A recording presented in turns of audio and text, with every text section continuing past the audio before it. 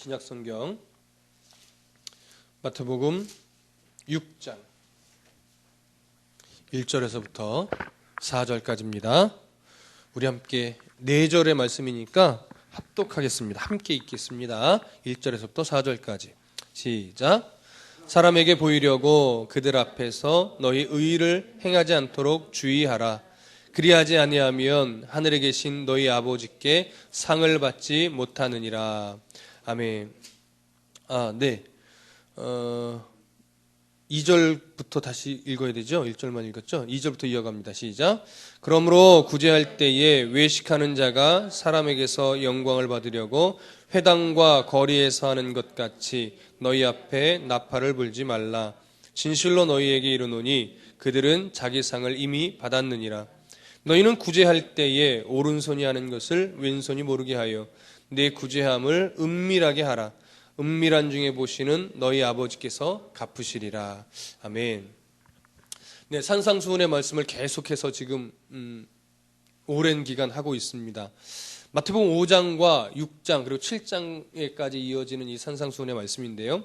우리가 5장의 앞부분을 통해서는 팔복의 말씀을 통해서 하나님 나라 백성의 그 성격, 팔복이 갖고 있는 그 중심이 무엇인지를 하나님이 말씀해 주셨습니다. 그리고 나서 그 팔복의 말씀에 주된 의미를 한 문장으로 정리하자면 서기관과 바리새인보다 더 나은 의를 가져야 된다는 것이었습니다. 그래서 서기관과 바리새인보다 더 나은 의는 무엇이었냐? 하나님을 사랑하는 것이 무엇으로 증명되어져야 한다고요? 사람을 사랑하는 것, 이웃을 사랑하는 것으로 증명되어져야 한다고요. 그래서 5장 중반 이후에부터는 무엇을 우리가 조심해야 되느냐? 서기관과 바리새인보다 나은 의를 우리가 갖고 살아가기 위해서는 무엇을 우리가 다시 정리해서 그 무엇에 관한 부분을 다시 알아야 되느냐라는 부분을 가지고 하나님께서 옛사람에게 말한 바 율법을 잘못 가르쳐서 그들의 중심 사상에 잘못된 가치관이 심겨진 것들에 대해서 하나님이 다시 잡아주셨어요. 그래서 율법에는 이렇게 되어 있지만 나는 너희에게 이르노니 그것은 이러이러한 의미다 라고 하면서 뭐 복수를 하지 말고 맹세를 하지 말고 이런 것들에 대해서 하나님이 다시금 무엇을 다시 바꾸어야 하는가 이런 것에 대해서 정리를 해주신 겁니다. 그럼 오늘 6장에 가서는 뭐냐면 그렇게 서기관보다 바리새인보다 나은 의를 우리가 가지고 살아가야 하는데 이제는 어떻게 할 것인가 이런 부분에 대해서 6장부터 하나님이 말씀하시는 겁니다. 성격을 말씀해 주셨고 무엇을 바꿔야 되는지 그 중심에 대한 잘못된 해석들을 바로잡아 주셨고 이제 그러면 그것을 토대로 해서 어떻게 우리가 해야 되는가 그것에 대한 아주 중요한 예를 오늘 들어주시는 거예요. 그 예가 크게 3가지입니다. 구제와 금식과 기도의 내용이에요. 그래서 2절부터 4절까지는 구제에 대해서 예수님이 말씀하십니다. 이렇게 해야 된다라는 거예요. 그 다음에 5절부터 18절은 15절까지는 기도에 대한 부분입니다. 이 안에 뭐가 들어가느냐? 주기도문이 들어가는 거예요. 이 안에 어떻게 기도해야 되는가? 네. 그리고 16절부터 18절까지는 금식에 대한 부분입니다. 금식. 근데 잘 보시면 구제나 그다음에 기도나 금식 이 3가지가 종교적인 내용들이에요. 종교적인 내용들. 근데 사실 이웃에 대한 사랑을 표현할 때는요. 솔직하게 종교적인 행위보다 일반적인 삶의 행위들이 더 많잖아요. 이웃 사랑을 증명해낼 때는. 그렇죠? 뭐 더 섬겨줘라. 먹을 게 있으면 좀 나눠줘라. 너만 먹으려고 하지. 뭐 이런 식으로 이야기 거리를 이렇게 주제를 잡으셔도 될 텐데 예수님이 지금 말씀하신 거는 구제, 기도, 금식, 종교적인 행위들이에요. 근데 왜 이 3개를 했느냐? 일반적으로는 이렇게 설명이 되어지기도 합니다.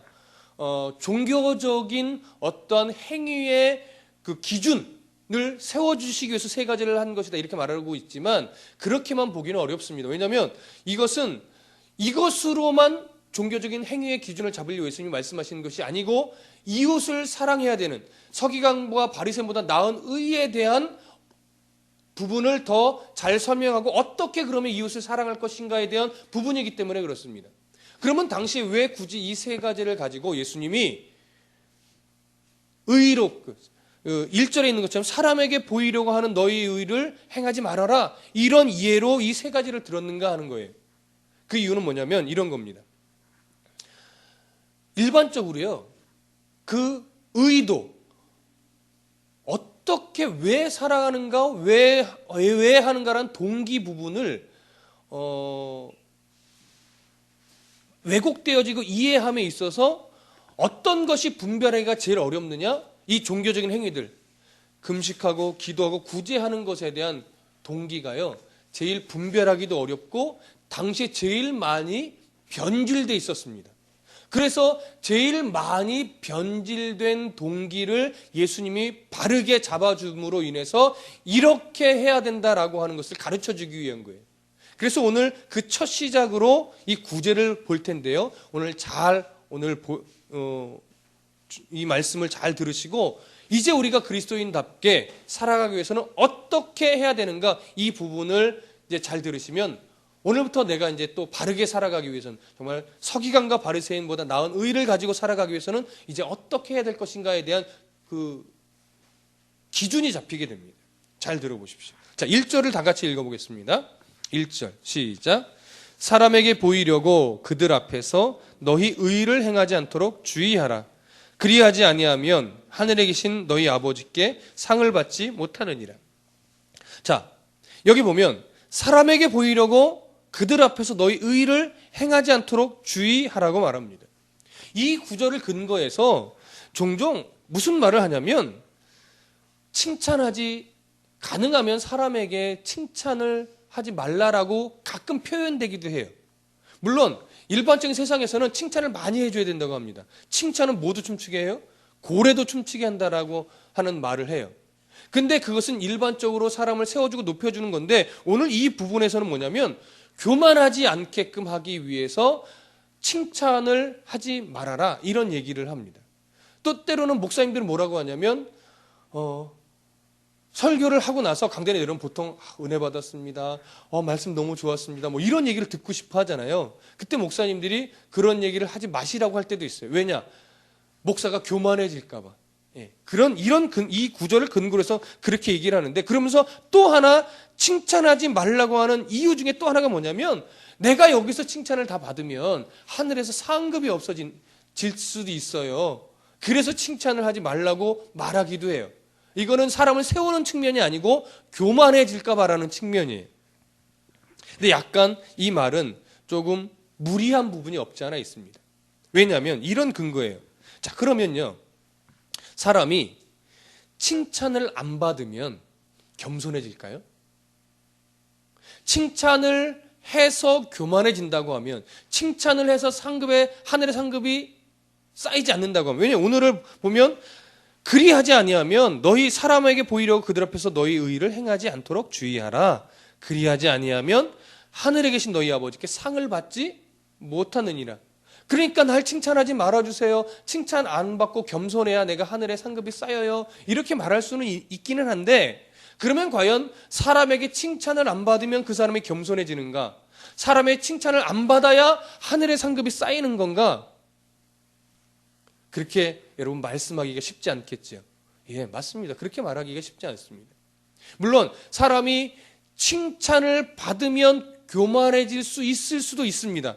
그러나 칭찬을 받는다고 꼭 교만해지는 것도 아니고, 칭찬을 안 받는다고 겸손해지는 것도 아니에요.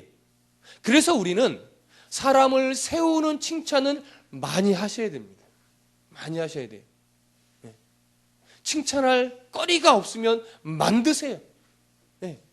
그러나 뻔히 기분 나쁜데 괜히 그걸 가지고 좋아요, 잘했다고 칭찬하면 그 사람 괜히 기분 나쁘네, 그런 거 말고 정말 그 사람이 듣기에 좋은 칭찬들을 많이 하세요. 네, 많이 하세요. 그러나 이거는 조심해야 됩니다. 뭐냐면 칭찬을 받으려고 무엇을 해서는 안 된다고 하는 거예요. 이거는 자기 중심의 문제지, 다른 사람에게 칭찬해주고 잘했다고 해주고 훌륭하다고 해주는 이것이 나쁘다는 얘기가 아니에요. 이 중심을 잘 보셔야 돼요. 그래서 뭘 조심하라고요? 칭찬을 받기 위한 의도로 무언가를 하지 말라는 겁니다. 칭찬받으려고 일찍 와서 신발 정리하지 말라는 거예요. 칭찬을 받으려고 일찍 와서 청소하려고 하지 말라는 거예요. 하나님께 감사해서, 하나님이 세우신 교회니까 그래서 봉사를 해야 되는 거지, 내가 봉사 열심히 하면 목사님들 칭찬받고 성도들에게 칭찬받고 저 사람 착한 사람이야 라고 등 도닥거림을 받는 게 좋아서 하지 말라라는 겁니다. 이 의도를 아시겠죠? 그래서 오늘 본문의 중심 주제는요, 오늘 사실은 결론을 딱 맺을 수 있어요. 뭐냐면 동기가 뭐냐라는 거예요. 뭘 하는 동기가 뭐냐 이거예요. 그것에 대한 대표적인 예로 구제를 든 거예요. 구제를 하는 동기가 뭐냐는 거죠. 왜 구제를 하냐. 그것을 지금 예수님이 다시 바로 잡아주시는 겁니다. 그래서 1절에서 말하는 가장 중요한 핵심은 뭐냐면 누구에게 보이려고 하는 의인가? 누구에게 보이려 하는 의인가? 하나님께 보이려고 하는 의인가? 사람에게 보이려고 하는 의인가? 이해되십니까? 보통 신학교에서 이제 신학생 동기들도 있고 때로는 후배들도 있잖아요. 그러면 어떤 전도사님들은 같은 교회에서 섬기는 전도사님들이 있어요. 그럼 이런 얘기를 해요. 저 전도사는 말이야, 담임 목사님이 딱 나타나면 진짜 열심히 사역하는데 담임 목사님만 눈앞에 사라지면 아무것도 안 하려고 그래. 아주 같이 일하는데 힘들어 죽겠어. 이렇게 넋두리를 하는 이게 동기 전도사님들이 있어요. 그게 뭐예요? 보이려고 하는 거예요. 그럼 그 사람은요, 목사님한테 늘 칭찬받는데요. 근데 자기는 있을 때나 없을 때나 열심히 하는데 어쩌다가 한번 일 안 하고 좀 쉬고 있으면 꼭 그때 담임 목사님 나타나가지고 꾸중 듣는다는 거예요. 속상한 거죠. 자기는 목사님과 상관없이 내 맡겨진 일 그냥 충실하게 하는데 꼭 뭐 안 할 때, 그때 나타나서 꾸중하고, 그 전도사는 목사님 나타날 때만 일을 해가지고 맨날 칭찬받고 이러는 거예요. 우리가 살아갈 때 보면 꼭 교회 아니어도 그런 일이 종종 있지요. 그럼에도 불구하고 우리는 어떻게 해야 돼요? 동기가, 바른 동기를 가지고 모든 일을 해야 되는 거예요. 그런데 그 예수님이 오늘 그 예로 이제 구제를 드시는데 2절을 다 같이 읽어보겠습니다. 2절. 다 같이 시작. 그러므로 구제할 때에 외식하는 자가 사람에게서 영광을 받으려고 회당과 거리에서 하는 것 같이 너희 앞에 나팔을 불지 말라. 진실로 너희에게 이르노니 그들은 자기 상을 이미 받았느니라. 자, 왜 예수님이 구제를 가지고 굳이 예를 들었는가? 다른 것도 많은데 굳이 구제를 예를 들었는가? 구제만큼 그 동기를 분별하기가 어려운 게 없습니다. 왜요? 너무나 착한 행실이니까. 근데 우리는요, 종종 TV를 보면 이런 생각 들 때가 있죠. 연예인들이 구제를 하거나 정치인들이 꼭 이런 연말 연시에 이 구제 의연금을 내면, 맞는 표현인가요? 단어가 정확한지 생각이 안 나네. 구제 의연금을 내면 그 구제한 그 의연금을 선하게 받아들이는 사람이 별로 없어요. 의외로. 그렇지 않습니까? 아유, 저것도 자기 이름 내고 착한 척 하려고 또 내네. 왜 꼭 요럴 때만 내? 이러는 거. 꼭 그런 사람들은 이 방송에 나와서 마이크를 꼭 잡지요. 어떻게 이 많은 액수를 구제의연금을 내게 됐습니까? 그러면 예, 당연히 마땅히 해야 되고 너무나 어려운 사람들이 많기 때문에 이렇게 이야기하지만 이상하게 우리는 그게 선한 의도로 안 비춰진다라는 거예요. 그렇죠? 그리스도인들이 이 당시에 구제할 때 그 중심이 그랬었다라고 하는 겁니다. 목회자가 구제 헌금을 하고 성도가 구제 헌금을 낼 때 우리는 그렇지 않겠지만, 오늘날은 혹여나 그런 모습이 적을지는 모르지만 이 당시에 외식하는 자들은 그런 게 심했다라는 거예요. 그런데 잘 보세요. 하나님을 기쁘시게 하려고 하면 사실 구제보다는 헌금이라든가 건축 헌금이라든가 이런 것으로 오히려 더 많이 드리는 게 옳지 않아요? 그런데 이들은요, 헌금이나 봉사나 이런 걸로는 열심을 덜 냈어요. 왜냐하면 당시에 이 이스라엘 백성들은요, 하나님께 드리는 11조나 헌금이나 봉사는 당연한 거라고 생각했어요. 그래서 늘 정해진 것은 정확하게 지켰어요. 그러나 더하진 잘 않았어요. 왜? 더한다고 티가 안 나거든요. 하나님께 11조 많이 낸다고 칭찬받는 건 별로 없어요. 당연한 거니까. 그러면 뭘 해야 내가 하나님 앞에 내가 종교적으로 열심히 있는 사람이야라는 게 티가 날까요? 구제예요. 근데 그 구제를 할 때 그들이 어떤 모습으로 했냐면 2절을 다시 한번 보세요. 뭐라고 성경이 말하냐면 구제할 때에 외식하는 자가 사람에게서 영광을 받으려고 회당과 거리에서 하는 것 같이 너희 앞에 나팔을 불지 말라 이렇게 말해요. 회당과 거리에서, 회당이라는 것은 오늘날 말하는 교회 아니에요. 교회 안에서 내가 구제헌금을 이만큼 냈어요 라고 자랑하는 거예요. 드러내는 거예요 자꾸. 근데 거리는 뭐냐면 특별히 회당보다 거리가 더 중심이 있습니다. 사람이 많이 모이는 사거리나 밀집 장소에 이들이 갑니다. 가서 뭘 했냐면 돈이 든 조그마한 바구니를 나눠줬어요. 나눠주기 시작하면 벌떼같이 이 가난한 자들이 모여듭니다. 그래서 손을 내밀어요. 그러면 그들이 천천히 눈을 마주치면서, 이게 잘 들으세요. 천천히 눈을 마주치면서 줍니다. 근데 가난한 사람만 있느냐? 아니요. 그런 광경을 보는 사람들도 다 모여요. 눈을 마주치면서 천천히 나눠주면서 어깨 피면서 뭐가 지금 증명이 되는 거예요, 자꾸? 뭘 증명하고 싶은 거예요? 내가 구제를 하고 있다 이거예요. 그래서 전시 효과를 노리는 거예요. 내가 구제를 하고 있다 이거예요. 그러면서 심지어 뭐까지 했느냐? 그들은 작은 은 나팔이나 솥불로 된 나팔을 갖고 다니는데 나팔을 붑니다. 그럼 이 소리를 듣고 누가 모여요? 아, 지금 누군가가 돈을 나눠주나 보다 모입니다. 그들은 분명히 이렇게 변명합니다. 이렇게 해야 어려운 사람이 와서 구제의 비를 받을 수 있지 않습니까? 그러나 그들은 지금 의도가 그거예요? 아니에요. 나 구제하고 있어요. 나 어려운 사람 지금 돕고 있어요. 더 많은 사람 좀 와서 내가 구제하는 걸 봐주세요. 이해되십니까? 그런 행위들을 많이 했다라는 거예요. 많이. 그 동기가 뭐냐 이거예요. 하나님의 뜻을 이루기 위해서 하나님의 말씀에 정말 온전히 순종하기 위해서 네가 구제를 하고 있느냐? 아니면 사람들에게 보이려고 구제하고 있느냐? 성경은 뭐라고 말해요? 사람에게 보이려고 하고 있다 이거예요. 사람에게. 그래서 그러한 자를 뭐라고 표현하냐면 외식하는 자다라고 말해요. 당시에 이 외식하라는 자란 말은요. 헬라어로 어떤 의미냐면 연극배우라는 말이에요.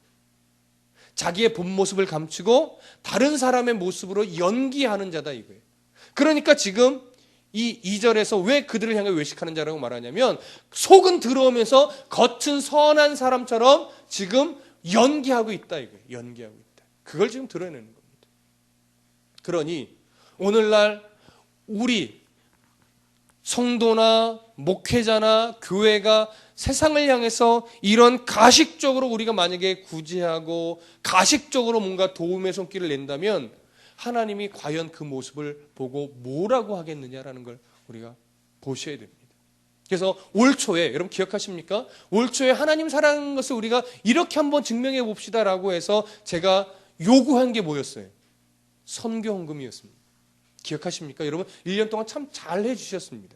그래서 1년 동안 1년이 조금 못 됐지만 실제로 우리가 선교헌금을 드린 건 1년이 좀 안 됐지만 1년 동안 한 번도 밀리지 않았습니다. 올 12월까지 헌금이 한 달에 우리가 20만 원씩 아프리카에 10만 원, 선교사님 두 분에게 5만 원씩 비록 큰 액수는 아니지만 그래도 밀리지 않고 다 갔습니다.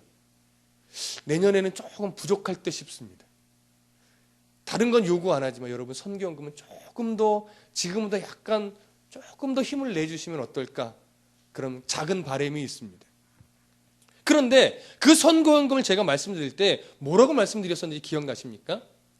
우리가 선교지의 선교사님들을 돕는 게 아니라고 말씀드렸습니다. 우리는 돕는 게 아닙니다. 하나님이 주신 물질을 가지고 하나님이 그곳에 마음을 갖게 하셔서 뭐예요? 전달한 거예요. 전달자입니다. 그분의 사역에 가장 손쉬운 방법, 물질로 동참한 것뿐이에요. 그걸 가지고 우리가 그래도 이 개척교회 때에 선교지 세 곳에 선교사님 두 분과 아프리카에 선교원금을 보내고 있어요. 이러한 교만을 품지 말라라는 거예요. 그래서 여러분 주보에 다드림교회가 선교하는 곳, 에티오피아, 누구 선교사님, 누구 선교, 이걸 안 쓰는 이유가 그거예요. 생색내는 선교가 아니기 때문에. 이해되십니까? 우리가 생색내고 싶으면 인터넷에도 다드림교회 선교 후원지, 주보에도 딱 실으면 폼 나요. 개척교회 때부터 야, 세 군데나 선교를 해? 폼 납니다. 할 말도 됩니다. 그러나 그게 우리가 하는 게 아니란 말이에요.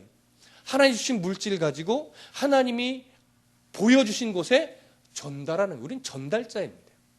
오늘 이들이 전달자임을 몰랐어요. 내 돈 갖고 내가 구제하니 생색 좀 내야 되겠다라는 거예요. 하나님이 지금 그걸 책망하는 겁니다. 그래서 그들은 이미 상을 받았다라고 얘기해요.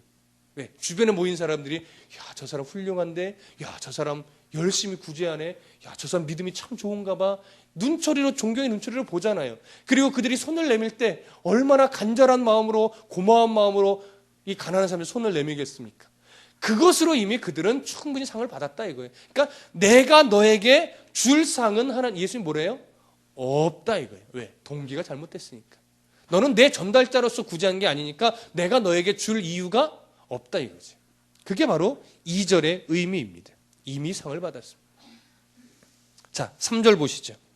3절 다 같이 읽어보겠습니다. 시작. 구제할 때에 오른손이 하는 것을 왼손이 모르게 하여. 자, 그러면 오늘 이렇게 말합니다. 오른손이 하는 것을 왼손이 모르게 하라.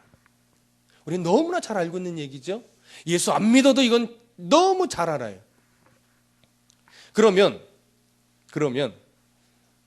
이 말이 아무도 모르게 구제하라는 말일까요? 그건 아니겠죠. 솔직히요, 일반적으로는 모르게 구제하는 게 좋습니다. 일반적으로는요. 굳이 내가 돕는 걸 알릴 필요 없어요. 그렇죠? 그냥 돕고 싶으면 그냥 슬며시 돕고 사라지는 거예요. 그런데 때로는 모르게 구제할 수가 없는 상황도 많이 있습니다. 드러낼 수밖에 없는 상황도 많이 있단 말이에요. 그러면 만약에 이 구절을 근거로 해서 아무도 모르게 구제해야지 바른 구제다라고만 한다고 하면 구제의 기회가 더 줄어들고 더 많이 구제해야 되는데 구제 손길이 훨씬 급격하게 줄어들 거예요. 왜? 모르게 구제해야 되니까. 그런데 오늘 이 오른손이 하는 것을 왼손이 모르게 구제를 해야 된다라고 하는 말의 진의는 단순하게 그런 차원이 아닙니다. 헬라어 성경으로 보면요, 손이라는 구절이 없어요. 오른쪽이에요. 그 왼쪽입니다. 우리나라로 말로 번역할 때 우리나라 사람들이 이해하기 쉽게 뭐라고 표현했냐면 오른손이라고 표현하는 것이고 왼손이라고 표현한 거예요. 그러니까 헬라어적으로 번역을 해보면 오른쪽이 하는 것을 왼쪽이 모르게 하라는 얘기예요. 그러면 이 말이 무슨 의미냐? 당시에 오른쪽, 이 히브리인들, 유대인들에 있어서 오른쪽이라고 하는 개념은 뭐냐면요, 선한 것, 옳은 것, 좋은 것이에요. 근데 왼쪽이 갖는 일반적인 의미는 뭐냐면 나쁜 거예요. 부정된 거예요. 그러니까 잘 생각해 보세요. 오른쪽 선한 것이 하는 이 선한 행위가 만약에 부정한 것을 만나면 선한 것이 부정한 걸 덮어버릴까요? 부정한 게 선한 것을 덮어버릴까요? 우리는 기대는 선한 것이 부정한 것을 덮었으면 좋겠는데 세상은 안 그래요. 부정한 게 선한 것을 덮어요.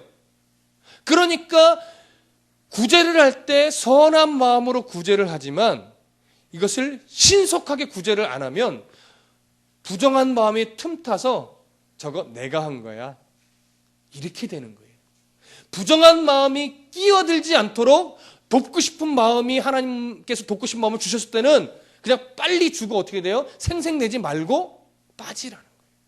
그러니까 신속하게 부정한 마음이 내게 하나님이 주신 선한 마음을 가로채서 그걸 교만하게 나를 드러내는 도구로 이 구제를 하지 못하도록 신속하게 도와주고 빠지라는 거예요. 그래서 구제의 신속성을 이야기하는 겁니다.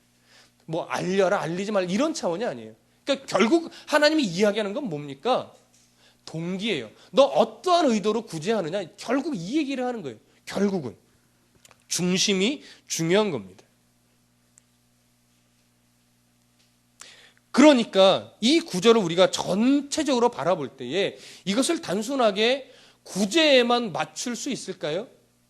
아니에요. 구제를 예를 들었을 뿐이지 그리스도인이 행하는 모든 삶의 행동들을 동일하게 이야기하는 겁니다. 우리가 그리스도인으로서 이 땅에서 관계를 맺고 사람과 관계를 맺고 행동을 할 때 어떤 의도로 그와 관계를 맺어가느냐 이거예요. 어떤 의도로 예배하느냐 이거예요. 어떤 의도로 기도하느냐 이거예요. 어떤 의도로 봉사하고 섬기느냐 다 들어갑니다. 어떤 의도로. 그 의도에 뭐가 깔려있느냐. 내가 드러나고 싶으냐? 그러면 잘못하는 겁니다. 이태희 목사가 나 설교 이만큼 열심히 준비해서 잘하는 거 아시죠? 라는 마음을 가지고 설교했다면 하나님이 저는 안 받으세요. 여러분들은 은혜 받을 수 있어요. 왜? 하나님 여러분들의 받는 그 마음 중심을 보시니까. 근데 전하는 저로서는 그런 의도로 야 이렇게 이야기해야 이런 식으로 설교해 내가 좀 폼 나잖아. 설교자로서 좀 권위도 쓰잖아. 이런 의도로 설교를 준비해서 전한다면 하나님이 전하는 저는 안 받으시는 거예요. 그래 성도들은 너 설교 잘한다고 칭찬할 거야. 그러면 너는 이미 그 상으로 다 받은 거야. 저에게 적용하면 그렇습니다. 그러나 그런 중심이 아니라 저도 이 말씀 앞에 겸손히 하나님 이게 제게 주시는 말씀이군요. 제게 주신 이 말씀을 성도들과 나누겠습니다. 라고 하는 겸손한 마음으로 의도를 하나님께 드리는 설교로 해서 전달되어진다면 하나님은 그것에 대한 하나의 신령한 보상을 제게도 해주실 거예요. 듣는 여러분들에게도 해주실 겁니다. 그러니까 어떤 의도로 전하고 있느냐, 어떤 의도로 듣고 있느냐. 이 예배의 시간으로 적용하면 그렇습니다. 여러분 자신을 잘 돌아보십시오. 지금 어떤 의도로 설교를 듣고 있습니까? 이 목사가 설교를 재밌게 하나 못하나? 오늘은 발음이 좀 꼬이나 안 꼬이나 혹시 이거 보고 계십니까? 안 돼요 여러분. 저 자주 꼬여요. 아직 젊고요. 아직 혈기가 왕성해서 아직 이 연륜이 짧다 보니까 저도 아직도 자주 말도 꼬이고 때로는 앞뒤도 안 맞을 때도 있습니다. 그러나 아직까지도 제 안에 살아있는 중심은 바르게 전해야지. 바르게 전해. 이거는 아직 살아있어요. 여러분 그러니까 저의 이 부족한 걸 보지 마시고요. 이 선포되는 말씀 속에서 하나님이 내게 어떤 것을 지금 말씀하시는가 찾으셔야 돼요. 꼭 이태희 목사가 적용하는 것 요거에만 얽매이시면 안 돼요. 하나님이 이태희 목사가 적용하는 이거 외에도 내게 들려주시고 깨닫게 해주실 때 내 속에서 말씀하시는 이 음성들이 있단 말이에요. 하나님이 오늘 내게 이것을 깨닫게 해주시려고 이 말씀을 주셨구나. 이 자세로 들으면 몇 가지가 나와요. 몇 가지가. 제가 설교를 마무리하면서 적용해 주는 것 외에도 내 마음속에 알게 하시고 깨닫게 하시는 것들이 있단 말이에요. 그래서 제가 바르게 선포해야 되는 거예요. 바르게 선포하면 조금 어느래도, 바르게 선포하면 적용점이 조금 달라도 하나님이 우리에게 깨닫게 해주실 때 거기서 깊은 은혜가 있게 됩니다. 오늘 설교를 바른 자세로 들으셨죠? 앞으로도 바른 자세로 들으셔야 됩니다.